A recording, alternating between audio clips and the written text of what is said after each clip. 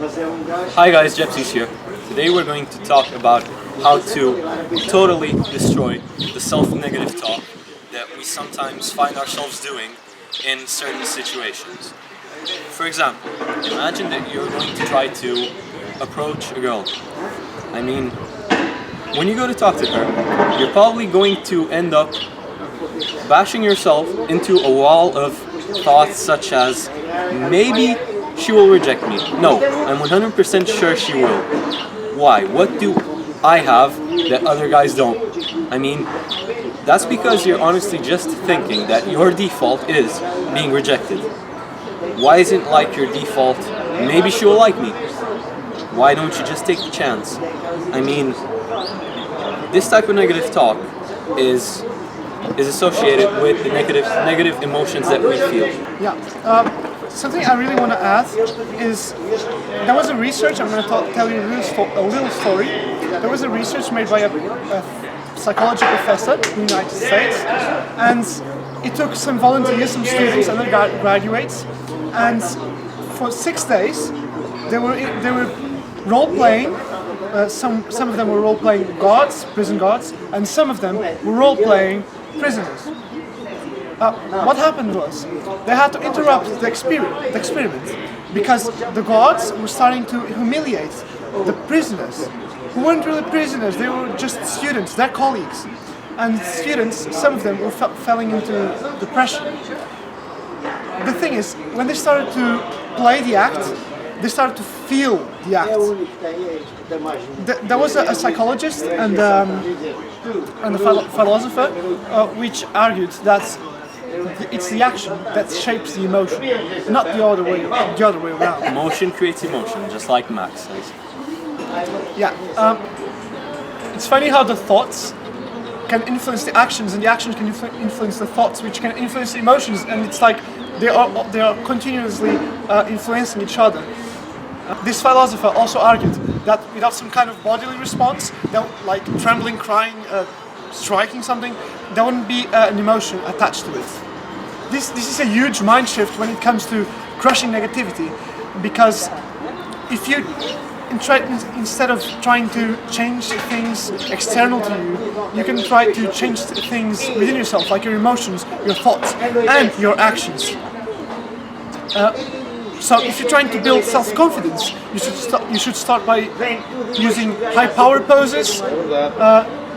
If you're trying to strong eye contacts. Also, don't wash your hands while talking. This is a big one. If you're trying to show happiness, if you're trying to be happy, start by expressing yourself in a way that feels happy, that you would if you felt happy, because that will influence the thought, as I explained before. So, if you're trying to feel happy, start by smiling, laugh abundantly. When you smile with your eyes as well, like this, like a Chinese guy. That's racist. Anyway, if you smile, I think it's kind of weird that you can't, even if you try, you can possibly put yourself in a bad mood if your smile reaches your ears. Yeah. Unless you have some facial deformity that makes you do that. If any of you guys have read Eckhart Tolle, you should know that he mentions something called body pain.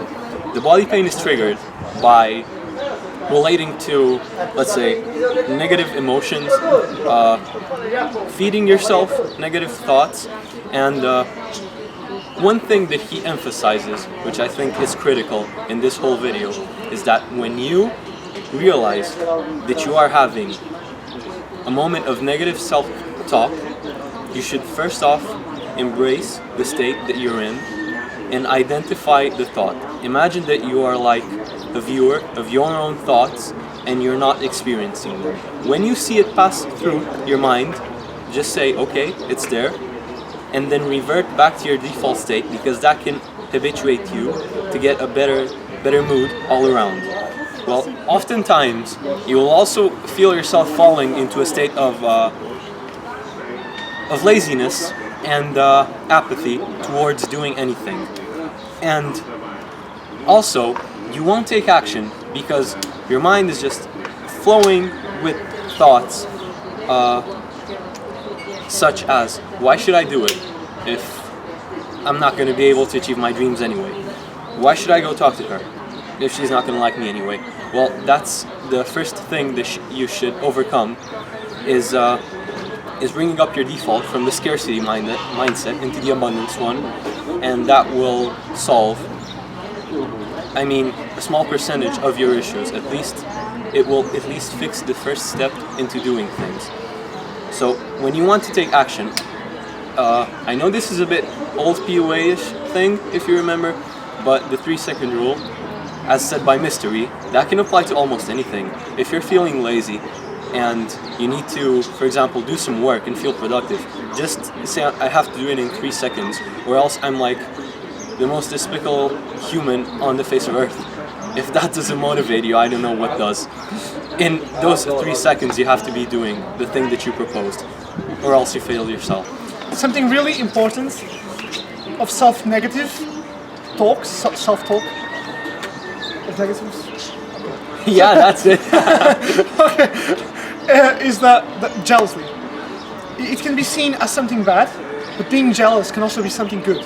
If you use it right, envy can lead you to get better than others. Okay, it's not that you should try to be better than others, you should try to be the best version of yourself, but if that doesn't motivate you enough, if you can really strive by holding on to envy, to being jealous about someone's car, about someone's surf, about someone's technique, about someone's game.